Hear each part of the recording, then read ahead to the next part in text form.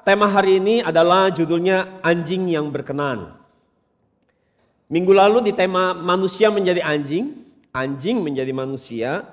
Kita masih ingat seorang perempuan Sirofenisia, ya. Dan saya janji mau menjelaskan lebih detail lagi soal perempuan kafir ini. Dan sesuai janji saya akan uraikan lebih detail mengenai perempuan ini dan apa yang kita bisa belajar darinya. Oke, mari kita baca ayat referensi kita hari ini. Diambil dari Matius 15, 21-28, kita baca. 23, lalu Yesus pergi dari situ dan menyingkir ke daerah Tirus dan Sidon. Maka datanglah seorang perempuan Kanaan dari daerah itu dan berseru, "Kasihanilah aku, ya Tuhan anak Daud, karena anakku perempuan kerasukan setan dan sangat menderita." Tetapi Yesus sama sekali tidak menjawabnya. Lalu murid-muridnya datang dan meminta kepadanya, "Suruhlah ia pergi, ia mengikuti kita dengan berteriak-teriak." Jawab Yesus, "Aku diutus hanya kepada domba-domba yang hilang dari umat Israel." Tetapi perempuan itu mendekat dan menyembah dia sambil berkata, "Tuhan, tolonglah aku." Tetapi Yesus menjawab, "Tidak patut mengambil roti yang disediakan bagi anak-anak dan melemparkannya kepada anjing." Kata perempuan itu, "Benar Tuhan, namun anjing itu makan remah-remah yang jatuh dari meja tuannya." Maka Yesus menjawab dan berkata kepadanya, "Hai ibu, besar imanmu. Maka jadilah kepadamu seperti yang kau kehendaki." Dan seketika itu juga anaknya sembuh. Demikian firman Tuhan. Jadi saudara, pembacaan hari ini adalah tentang seorang perempuan Kanaan yang sangat menderita. Karena dia anaknya kerasukan setan dan dia mengikuti Yesus sambil berseru, "Kasihanilah aku ya Tuhan anak Daud." Dan di Matius 15:23a dicatat bahwa Yesus sama sekali tidak menjawabnya. Dan kata tidak di sini dalam naskah Yunani adalah u. U di sini adalah sebuah negasi. Ini ada sebuah tanda marker ya. Sebuah penanda buat biasanya kata kerja setelahnya. Jadi ini artinya adalah sebuah negasi atau penanda dari sikap penyangkalan ataupun penolakan yang sangat kuat. Itu sebuah penekanan bahwa itu sebuah penolakan yang sangat keras, sangat kuat.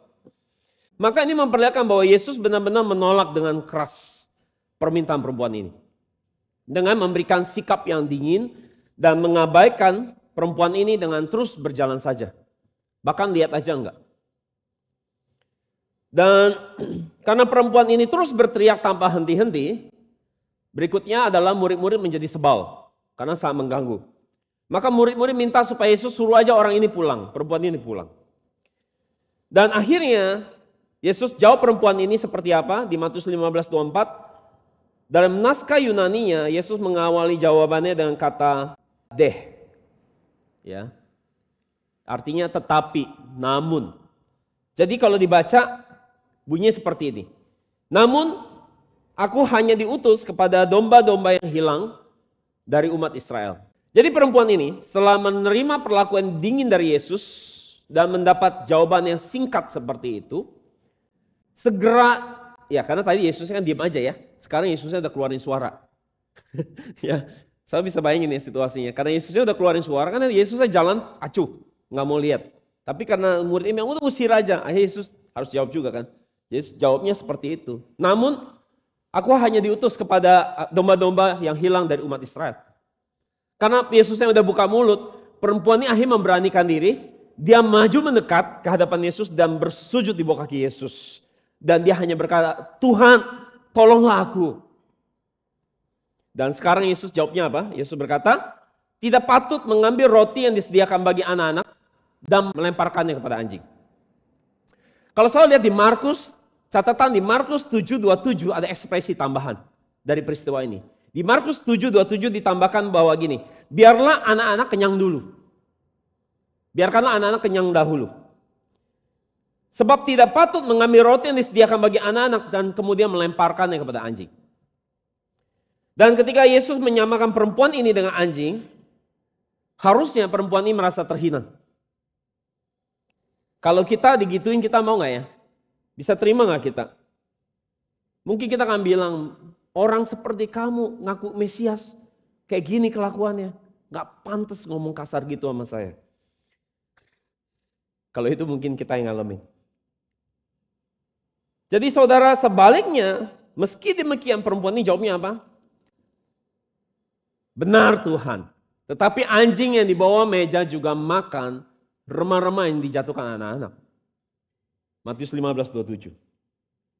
Nah sekarang perhatikan, kata anjing di sini saudara, dalam bahasa Yunani adalah kunarion. Itu artinya anak anjing sebenarnya. Anak anjing. Papis. Jadi anak anjing. Jadi perempuan ini tetap menerima perkataan Yesus yang dampaknya sangat menghina dia.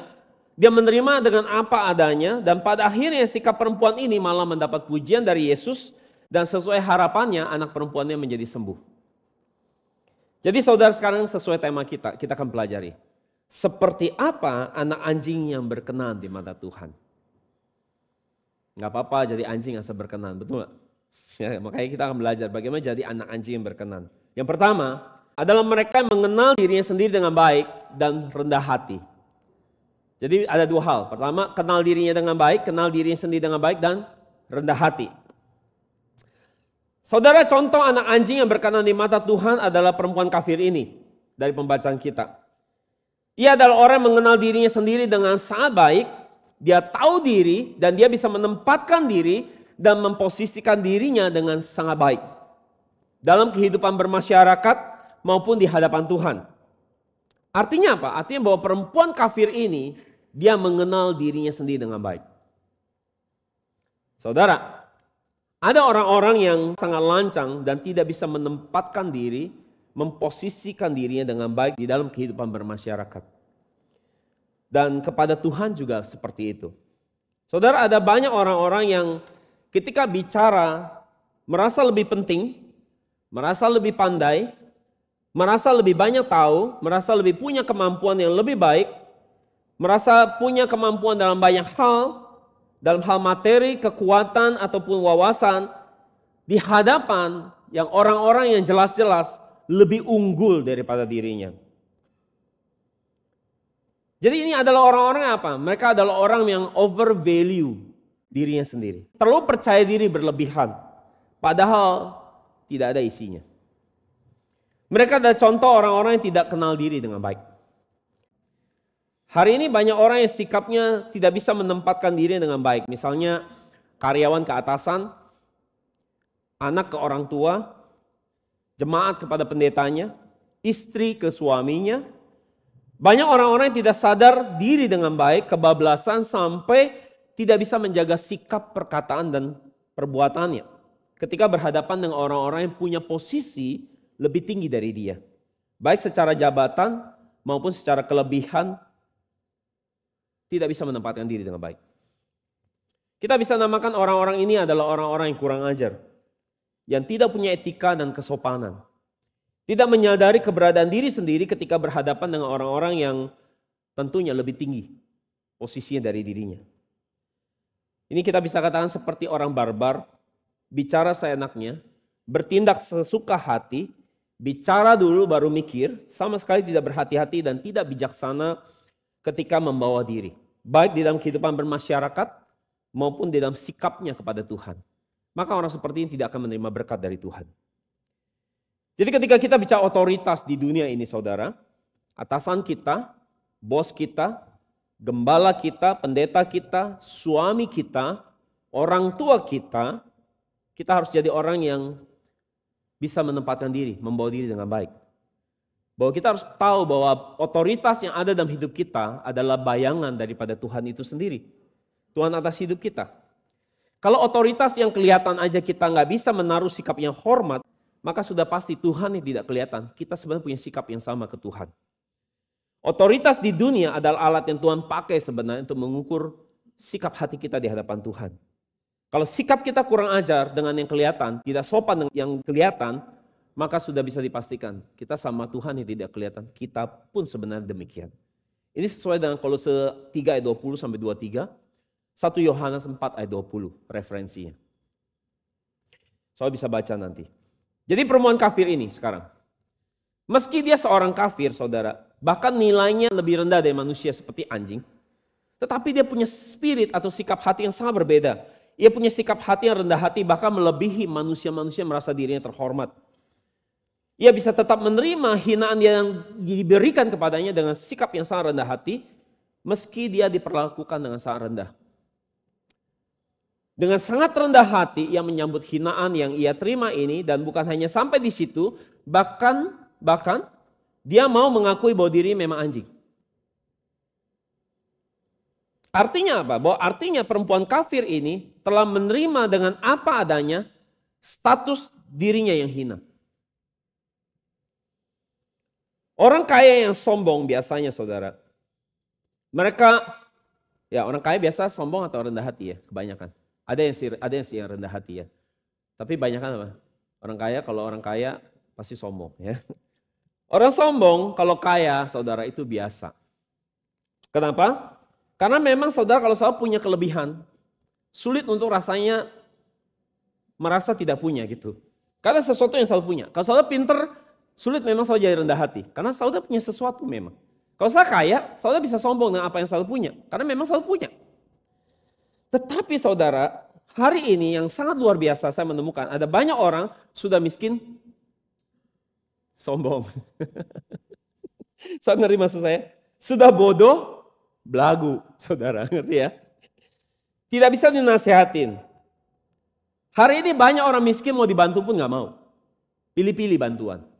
Kalau bantuan itu tidak berkenan di hati dia bisa lemparkan bantuan itu.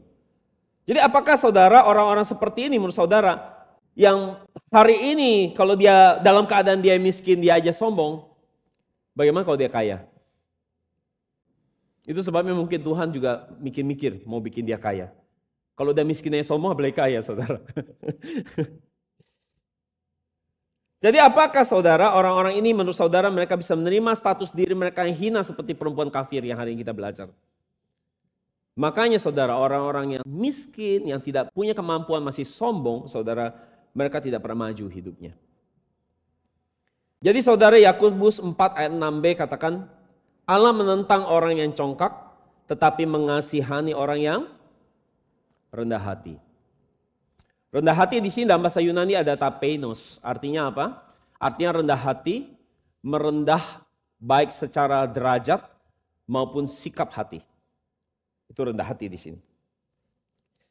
Jadi orang yang banyak menerima banyak kasih dari Tuhan dan menerima banyak kemurahan dari Tuhan adalah orang yang bisa menempatkan dirinya dengan baik. Mereka adalah orang yang bisa merendahkan hati dan merendahkan diri di hadapan Tuhan. Sebagai orang yang percaya, saudara, kita harus memiliki kerendahan hati untuk bisa menerima hinaan bahkan makian sekalipun. Saya tahu tidak mudah, saudara. Kadang waktu dalam konflik kita harus menjadi orang yang tidak membela kasus kita. Ketika kita direndahkan atau dihina, sebaliknya kita harus mengizinkan Allah sendiri yang membela kasus kita. Jika orang percaya memiliki sikap hati yang rendah hati dan dapat menempatkan dirinya dengan baik, tidak garang, tidak suka ajak orang ribut, tidak lancang, tidak bersikap sembarangan, maka dalam kehidupan masyarakat akan ada kedamaian dan ketenangan. Ketika anak-anak Tuhan bisa membawa diri seperti itu, Tuhan akan sungguh berkenan kepada orang yang punya sikap hati yang baik, dan Tuhan tidak ragu-ragu mencurahkan berkat dan kelancaran bagi jemaat kudus yang rendah hati seperti demikian. Yang kedua, saudara, seperti apa anak anjing yang berkenan di mata Tuhan? Adalah mereka yang menyadari identitasnya. Mereka menyadari identitasnya. Perempuan Kanaan ini adalah seorang Yunani. Siro-Fenisia adalah Syria kuno, saudara. Matius 15:22 kalau saudara lihat perhatikan baik-baik ayat ini. Alkitab dengan sangat jelas memberitahukan kita bahwa apa? Dikatakan bahwa datanglah seorang perempuan Kanaan. Ditekankan di sini, perempuan Kanaan. Jadi Alkitab secara khusus mau menekankan bahwa fakta bahwa ia adalah orang Kanaan. Orang kafir. Pada peristiwa ini, saudara, Injil itu belum disampaikan kepada bangsa kafir. Hanya kepada bangsa Yahudi.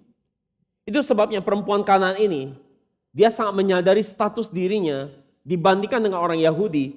Nilai dirinya hanya hina seperti seekor anak anjing. Tetapi saudara,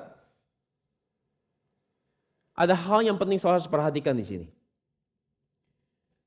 Meskipun dia menerima dengan baik bahwa dirinya disamakan seperti anak anjing, dia menjawab ketika Yesus berkata bahwa tidak baik memberikan makanan anak-anak diberikan pada anjing.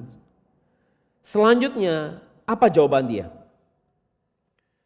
Dikatakan bahwa namun anjing itu ada di bawah meja tuannya.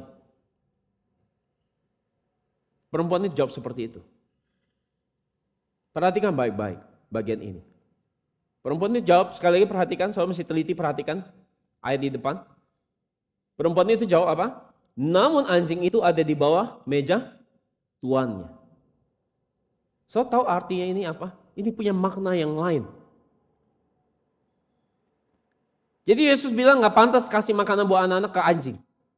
Tapi sekarang perempuan ini jawab apa? Namun anjing itu ada di bawah meja tuannya. Sama ngerti maksudnya? Kalau tidak teliti, saudara tidak menemukan artinya. Artinya perempuan ini mau katakan apa? Bahwa Tuhan benar, anjing ada di bawah meja. Tetapi bukankah anjing itu milik sang Tuhan? Betul apa ya?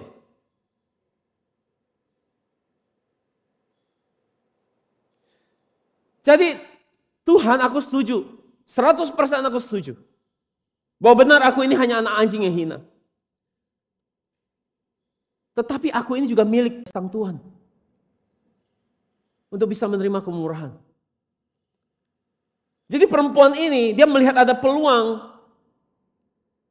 Sehingga membuat Yesus berpikir 2 kali mengenai identitas dirinya yang hina.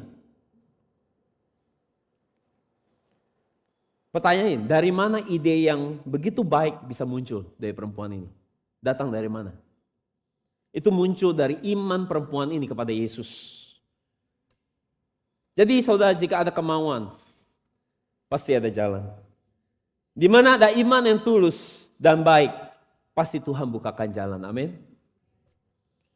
Jadi meskipun ia orang kafir yang nilainya hanya seperti anak anjing, namun perempuan ini dengan iman yang mau katakan, orang kafir pun Tuhan, itu milik Tuhan. Dan ini yang sedang ditekankan oleh pencatatan Alkitab di kisah hari ini. Kesadaran bahwa dirinya adalah orang berdosa yang tidak lebih daripada anjing, ada sebuah teladan kerendahan hati yang baik. Tetapi anjing yang hina ini pun adalah milik daripada Tuhan atau milik daripada Tuhan. Maka itu artinya meski aku manusia yang najis dan hina, tetapi aku ini dimiliki loh sama Tuhan. Aku ini milik Tuhan loh. Jadi manusia di dunia ini yang paling kasihan saudara. Yang paling kasihan manusia di dunia, yang paling memprihatinkan adalah manusia yang tidak dimiliki dan memiliki Tuhan. Itu orang paling kasihan. Tidak dimiliki oleh Tuhan dan tidak memiliki Tuhan. Mau sekaya apapun, mau sehebat apapun, itu manusia paling kasihan. Jadi siapa identitas kita sebenarnya? Kita adalah orang berdosa yang menjadi milik Tuhan. Saudara, apakah kita menyadari bahwa diri kita seperti perempuan ini, bahwa kita semua adalah orang berdosa? Kecenderungan kita adalah lebih menjalani hidup taat firman atau melakukan dosa.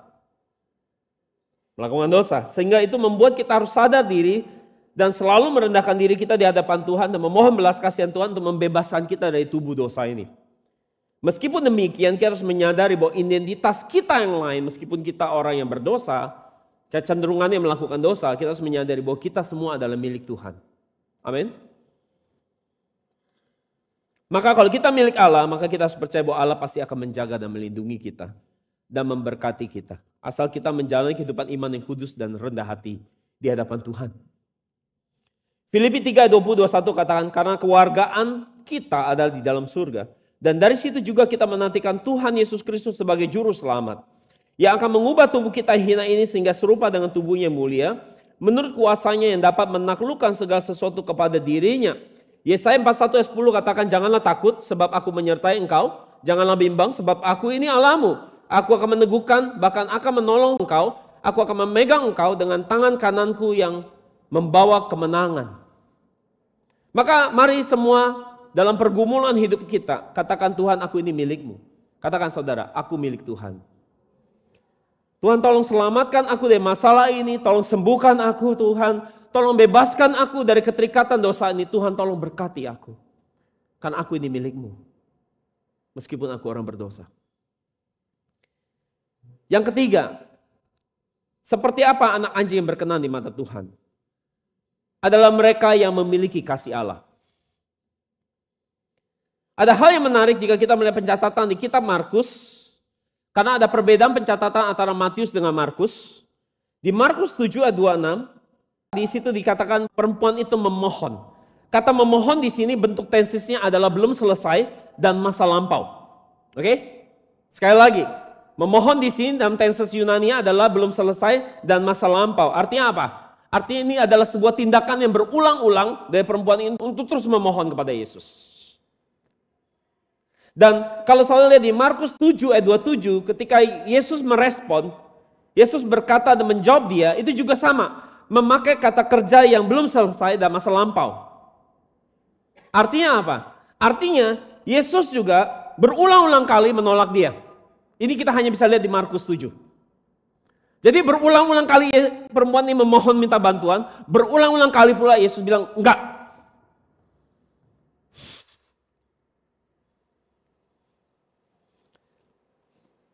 Jadi perempuan ini meski ditolak berkali-kali, terhina berkali-kali, tetap saja dia terus memohon belas kasihan Yesus. Ia memohon berkali-kali kepada Yesus sampai memeluk penderitaan dan kesedihan mendalam oleh karena anak perempuannya yang kerasukan. Artinya apa? Bahwa perempuan ini punya kasih yang membara demi kesembuhan anaknya. Itu yang membuat dia bisa menanggung semua hinaan dengan rela. Demi anaknya. Ia telah menjadi satu bagian dengan anak perempuannya. Meski anaknya yang menderita, tapi itu dirasakan seperti penderitaan dia sendiri. Itulah kasih seorang ibu demi anaknya. Yang bahkan sampai tidak menghiraukan dirinya sendiri. Mau dimaki sebagai anjing, dia bisa terima dengan baik semua hinaan itu. Semua demi anaknya. Saudara, Yesus pun dengan kasihnya membara. Demi keselamatan jiwa kita. Telah menanggung dengan rela semua ejekan, hinaan. Dipermalukan, ditelanjangi. Kalau saya lihat gambar-gambar Yesus disalib masih pakai celana dalam. Aslinya tidak pakai celana dalam. Tuhannya saudara itu ditelanjangi sampai tidak ada sehelai pakaian pun. Bahkan celana dalam pun tidak, ditonton, dipermalukan seperti itu. Disalibkan, dibunuh. Karena apa? Karena kasihnya membara. Dia rela menanggung seluruh hinaan itu. Maka kita pun harus memiliki kasih yang membara bagi orang lain. Bukan hanya bagi keluarga kita, tetapi kasih membara bagi orang yang hidupnya jauh dari firman. Mereka yang tidak punya firman, tidak memiliki firman Tuhan. Kita harus memberitakan firman Tuhan yang murni bagi mereka. Share link YouTube kita. Ajak mereka ke gereja supaya mereka bisa terima firman. Dan bentuk kasih saudara yang tertinggi adalah saudara dengan membagikan firman ini. Dan dengan melakukan itu saudara telah melakukan pekerjaan sangat penting. Yaitu telah menyelamatkan orang dari kematian kekal di neraka. Jika mereka bisa terima firman. Kesimpulan, sebelum peristiwa ini, ada satu peristiwa yang menjadi latar belakang peristiwa ini. Sebelum peristiwa ini, Yesus menerima pertanyaan dari orang Farisi dan ahli-ahli Taurat mengenai persoalan murid-murid Yesus makan tidak cuci tangan. Lalu Yesus mengatakan hal apa yang benar-benar menajiskan manusia. Menjawab mereka, Matius 15 ayat 11, dengar dan camkanlah. Bukan yang masuk ke dalam mulut yang menajiskan orang, melainkan yang keluar dari mulut itulah yang menajiskan orang. Jadi saudara, sebelum peristiwa dengan perempuan Kanaan ini, Yesus baru mengalami sebuah pengalaman yang tidak menyenangkan. Yesus benar-benar dibikin muak dengan sikap dan pola pikir para pemimpin agama yang merasa dirinya rohani, merasa kudus oleh hanya menjaga dan memelihara hukum Taurat secara lahiriah, tetapi melupakan kondisi hati mereka yang busuk, munafik, penuh keserakahan, mengukur segala sesuatu dengan lahiriat dan suka pandang bulu. Dan bagi Yesus itu hal yang sangat menjijikkan dan memuakkan. Jadi setelah peristiwa dengan orang Farisi ini, akhirnya Yesus pergi ke Tirus. Dan disitulah dia bertemu dengan perempuan kafir ini yang imannya jauh lebih besar daripada iman para pemimpin agama di hari itu. Para pemimpin agama yang hanya pandai pencitraan, yang sombongnya selangit, yang merasa diri rohani, pada hatinya itu jauh dari Tuhan. Di mata Yesus orang-orang ini sangat memuakkan. Kalau begitu mari kita membandingkan antara hati dan iman perempuan kafir ini dengan pemimpin agama yang Yesus baru saja bertemu. Menurut saudara,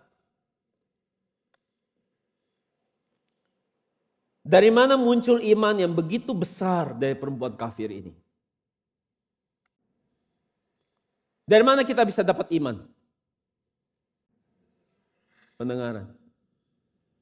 Roma 10:17 katakan bahwa iman timbul dari pendengaran. Pendengaran akan apa? Firman Tuhan. Kalau begitu, firman apa yang perempuan ini dengar? Perempuan kafir ini dengar sampai dia bisa punya iman yang begitu besar.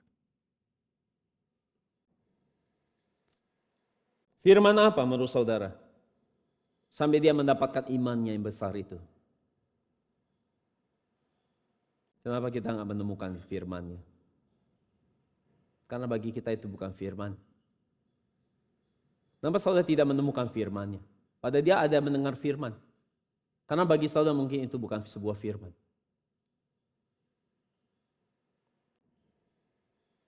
Apa firman yang mendatangkan iman yang besar bagi perempuan ini? Apa bunyi firman yang dia dengar? Firman itu adalah, kamu itu anjing, tidak pantas memberi makanan untuk anak-anak ke anak anjing.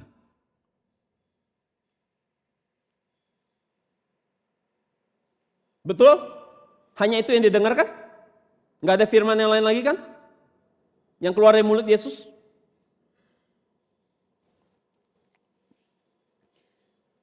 Jadi ini adalah firman yang mendatangkan iman bagi perempuan kafir ini. Tetapi kalau itu firman disampaikan bagi kita, apakah itu mendatangkan kasih karunia bagi hidup saudara? Firman yang nampaknya seperti pelecehan.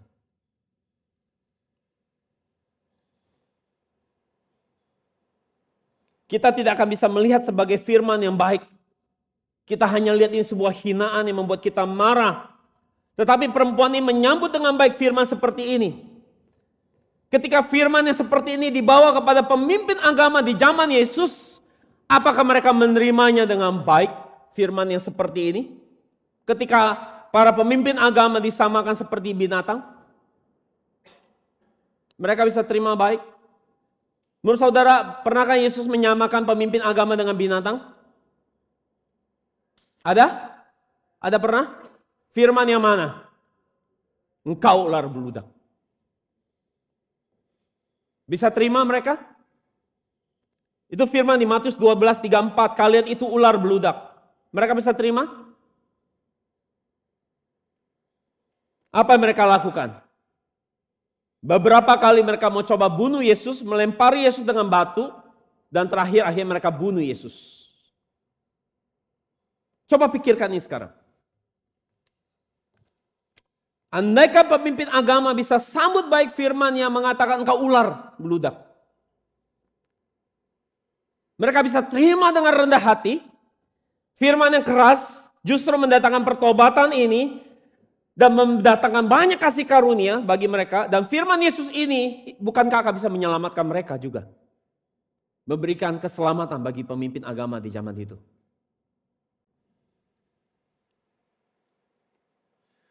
Bagaimana dengan pemimpin agama di zaman sekarang? Bagaimana jika firman ini diaplikasikan, dikhotbahkan buat mereka? Kamu itu ular beludak, kalian ini anjing. Menurut saudara pemimpin agama di zaman sekarang, apakah mereka bisa terima firman yang keras ini dengan rendah hati? Yang hari ini yang namanya pendeta, pastor, gembala, pembicara hebat, bisakah mereka terima firman yang menyamakan mereka dengan anjing dan binatang? Apakah mereka akan sambut dengan baik? Para pendeta yang hidup mewah, yang rekening di banknya gendut, yang pakai bajunya dan barang-barang yang bagus di badan mereka, jemaatnya banyak, diundang di khotbah di sana sini, apakah mudah bagi mereka menyambut firman yang seperti ini dengan baik di hati mereka? Ketika mereka sudah merasa status mereka begitu tinggi dan terhormat. Bahkan pelayan-pelayan Tuhan, gak usah pendeta, pelayan-pelayan Tuhan juga apa bisa menyambut dengan baik firman seperti ini? Mereka akan berkata bahwa firman yang anjing-anjing ini, firman yang ular-ularan ini tidak cocok buat saya. Cocoknya buat jemaat saya. Karena saya sudah levelnya udah beda. Dengan status mereka yang terhormat, apakah mereka masih mau memeriksa diri dan memeriksa hati mereka memakai firman? Jika sudah disanjung-sanjung, dikagumi oleh banyak orang, mereka akan cenderung berpikir bahwa itu bukan saya. Level iman saya, level rohani saya sudah tinggi. Saya tidak perlu lagi memeriksa hati nurani saya dan hidup saya. Saya ini ada pemimpin dan teladan bagi umat saya. Saya ini orang terhormat. Apakah ada perbedaan pemimpin agama di zaman Yesus dengan pemimpin agama di zaman ini? Sama? Kadang-kadang saudara, jabatan kita bisa membunuh kerohanian kita. Semua pengakuan manusia buat diri kita malah membunuh hati nurani kita. Sampai kita lupa ngaca lagi sama Alkitab. Bahwa ternyata kita tidak sebagus itu. Saudara dengar baik-baik. Tidak mudah bagi seseorang yang pelayanannya yang nampak luarnya sudah begitu maju. Gerejanya begitu maju. Dengan menjadi pemimpin begitu banyak jemaat dan pengikut. Melakukan mujizat begitu banyak. Tidak mudah menjaga hati yang rendah hati, saudara tahu itu. Saudara bilang, bapak ngomong gitu karena gak pernah bikin mujizat. Enak aja, saya banyak bikin mujizat.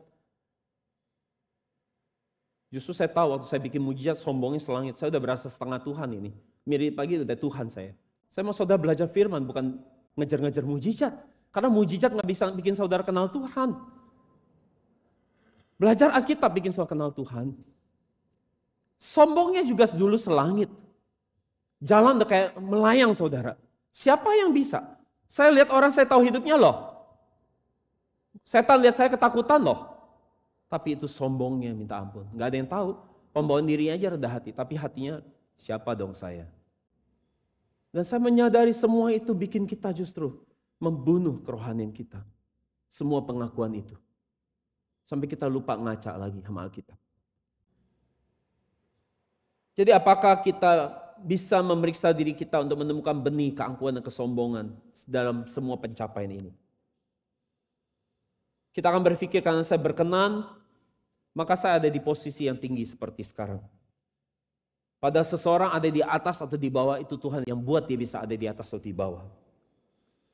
Dan saya mau tanya, apakah jadi jaminan bahwa Tuhan akan mengakui pengakuan yang sama sesuai dengan jabatan gereja yang kita punya, pendeta, penatua, diaken.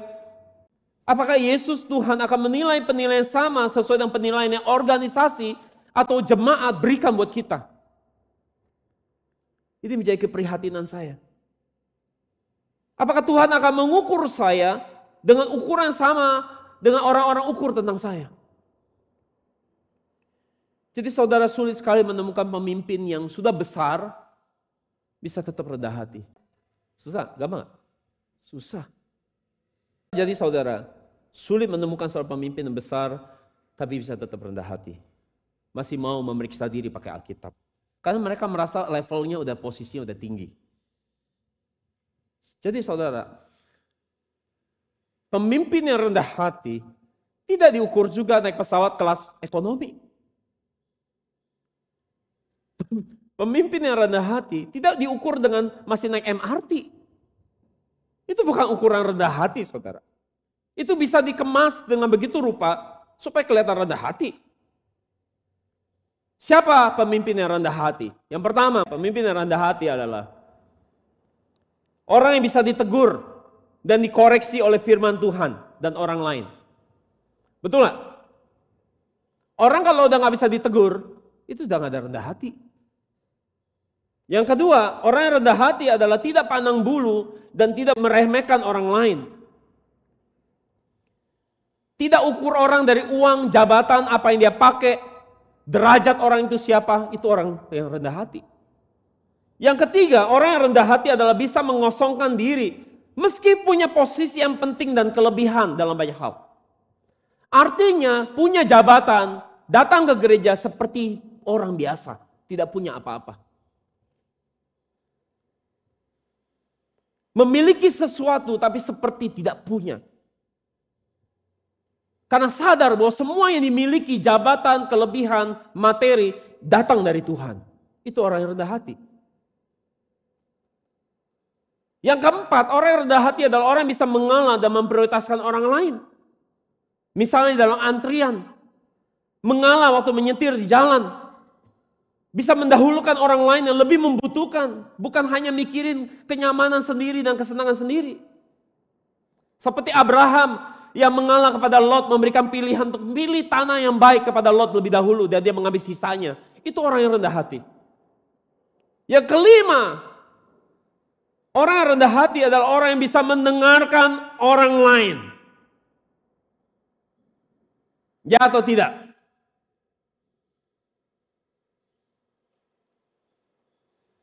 Saudara mau lihat orang rendah hati? Perhatikan aja, fokusnya siapa? Dirinya atau orang lain?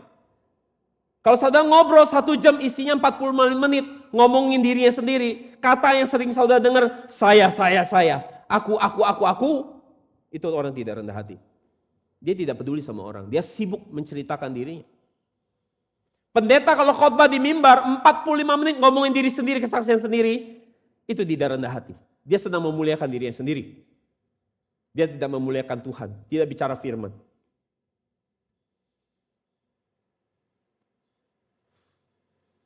Enggak sesederhana itu mengukur kerendahan hati. Orang yang rendah hati akan fokus dengerin orang. Kadang-kadang orang bisa bicara depan orang yang jangan-jangan punya keunggulan lebih dari dia. Tetapi saudara, pada akhirnya firman yang Yesus sampaikan bagi perempuan kafir yang nampaknya seperti hinaan, telah memimpin perempuan kafir menerima imannya. Apa yang membuat dia bisa rendah hati dan menyambut firman yang nampak seperti hinaan dengan baik? Itu demi keselamatan anak perempuannya, demi hidup anak perempuannya. Ia seperti anjing yang siap-siap menantikan perintah yang keluar dari mulut Yesus majikannya.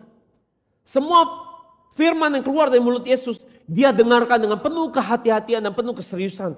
Karena apapun yang keluar dari mulut Yesus, itu menentukan anaknya selamat atau tidak.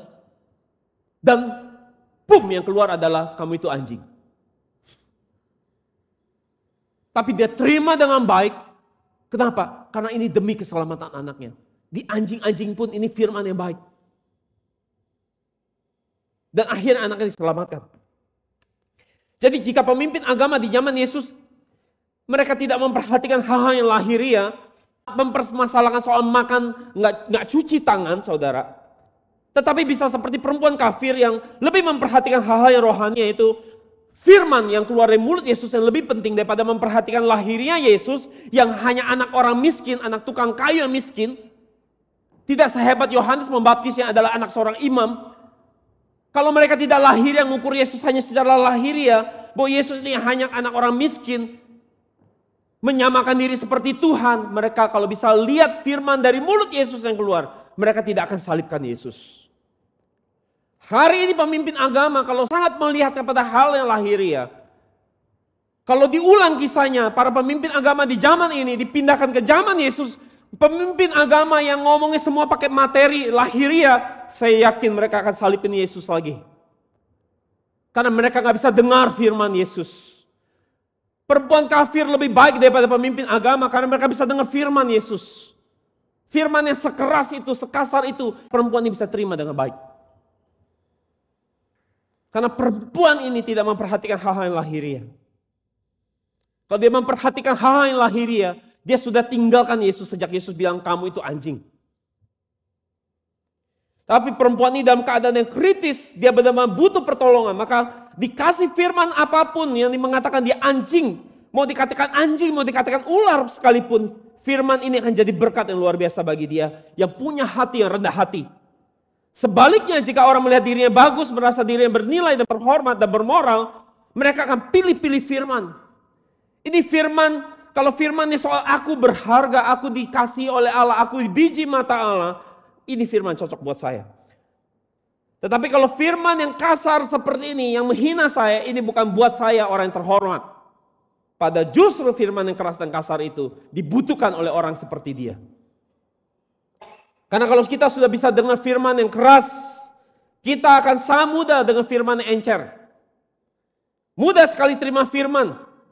Kalau hanya mau dengar firman yang encer, jiwa baru yang baru jadi Kristen pun bisa terima firman encer kayak gitu. Justru kalau saudara sudah level rohani cukup lama di dalam kekristenan, sudah waktunya makan makanan keras. Bukan lagi firman mujizat berkat berkelimpahan-kelimpahan. Ibrani 5:12. Saudara dengar baik-baik. Kita sudah banyak lihat mujizat. Mau apa lagi? Kita mau apa lagi saya bilang. Mau masih butuh Tuhan mujizat-mujizat. Kalau kita udah lihat banyak mujizat. Ini waktunya kita kenal Tuhan dengan baik lewat firman. Mau apa lagi? Kurang apa lagi mujizat? Ibrani 5:12. Sebab sekalipun kamu ditinjau dari sudut waktu, sudah seharusnya menjadi pengajar, kamu masih perlu lagi diajarkan asas-asas pokok dari pernyataan Allah, dan kamu masih memerlukan susu, bukan makanan keras. Jadi makanan keras untuk siapa? Hanya orang yang dewasa rohani. Katakan makanan keras untuk orang dewasa rohani. Berapa lama usia kekristenan saudara? Kalau sudah di atas 3 tahun, udah waktunya makan makanan keras. Ibrani 5:14 katakan, tetapi makanan keras adalah untuk orang-orang yang dewasa. Katakan dewasa. Yang karena mempunyai panca indera yang terlatih. Katakan panca indera terlatih. Seperti apa panca indera yang terlatih? Dikatakan apa? Untuk membedakan apa?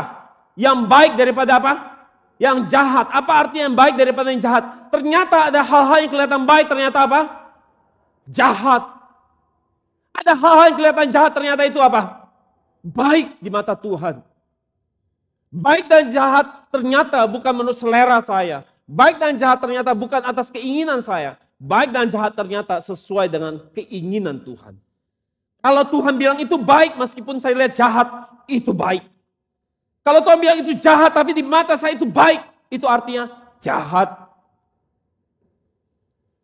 Amin NCM. Makanan keras buat siapa? Orang yang dewasa. Dan saya percaya saudara orang dewasa. Amin. Kiranya iman perempuan kafir ini menjadi iman kita hari ini. Iman yang bisa menerima semua firman Yesus. Mau itu firman yang keras atau firman yang menghibur-hibur. Firman hardikan maupun firman berkat-berkat. Kita bisa sambut keduanya dengan baik di hati kita. Sehingga kita bisa memahami Alkitab dengan presisi dan akurat. Sehingga kita semakin memahami pikiran Tuhan, semakin kita bisa melihat rupa Yesus dengan jelas dan terang benderang. Dan kita bisa memandang Yesus muka dengan muka oleh penelitian Alkitab kita. Daud telah menerima warisan iman yang luar biasa dari ibunya. Saudara bisa mendengarkan khotbah di NJM yang berjudul Ibu dari Raja Daud. Bagaimana ibu Daud mewariskan iman yang baik kepada Daud. Iman ibu Daud telah diwariskan kepada Raja Daud. Kiranya hari ini iman perempuan kafir ini yang rupanya seperti anak anjing yang berkenan di mata Tuhan boleh diwariskan ke dalam hidup kita yang mendengar firman hari ini. Kita pun boleh menjadi anak anjing yang berkenan di hadapan Allah dengan menyambut dengan baik semua firman yang keluar dari mulut Yesus. Apakah itu firman penghiburan atau hardikan? Kiranya kita bisa menghormatinya karena itu ada seluruh isi Alkitab. Dan apapun perkataan yang keluar dari mulut Yesus sendiri kita mau sambut dengan baik. Meskipun itu disampaikan dengan cara yang keras dan menghina, tetapi itu bisa menyelamatkan jiwa kita. Sama-sama kita katakan, amin. Mari kita berdoa. Bapa, kami bersyukur bahwa pemahaman yang baru Engkau singkapkan buat kami. Bahwa ada firman yang keras, tapi ada firman yang menghibur. Dan kami mau menyambut semua firman yang kami terima dengan baik hari ini. Bahwa apapun yang keluar dari mulut Yesus, Itu adalah firman yang sungguh-sungguh akan jadi berkat buat kami. Apakah firman yang hari ini menegur kami dengan keras, maupun firman yang menghibur kami mau serius dan menganggap penting seluruh isi Alkitab. Seluruh isi Alkitab Perjanjian Lama, Alkitab Perjanjian Baru, kami mau sambut dengan baik di hati kami, dan kami mau responi dengan serius. Bapa, hari ini buat jemaatmu yang sungguh-sungguh menerima dengan baik firman Tuhan, yaitu Alkitab Perjanjian Lama, Perjanjian Baru dengan baik di hati mereka. Kiranya kuasa firman Tuhan yang menyelamatkan ini boleh menyelamatkan jemaatmu dari setiap persoalan yang mereka hadapi. Mereka yang sakit disembuhkan, mereka yang sedang bergumul dengan persoalan keluarga mereka, dengan ekonomi mereka, dengan firman Tuhan yang dahsyat ini. Firman Tuhan yang keluar dari mulut Tuhan sendiri. Kiranya firman itu melakukan pekerjaan penyelamatan bagi hidup kami. Terima kasih buat Bapak, buat firman yang Engkau titipkan buat kami, untuk kami semakin mengerti, mengenal, semakin kami bisa belajar hatimu dan pikiranmu, sehingga kami bisa melihat pribadimu, memandang wajahmu muka dengan muka melalui penelitian firman kami. Berkati setiap umatmu yang mendengar firman hari ini. Sebentar kami akan memberikan persembahan. Berkati hidup kami dengan berkat yang berlimpah, sehingga kami bisa mengembalikan lagi seluruh berkat yang kami terima daripadamu untuk pekerjaan penyebaran firman-Mu. Terima kasih Bapa, kami mengucap syukur dengan meninggikan nama Yesus yang berharga. Sama-sama kita katakan, amin, haleluya, beri kemuliaan buat Tuhan.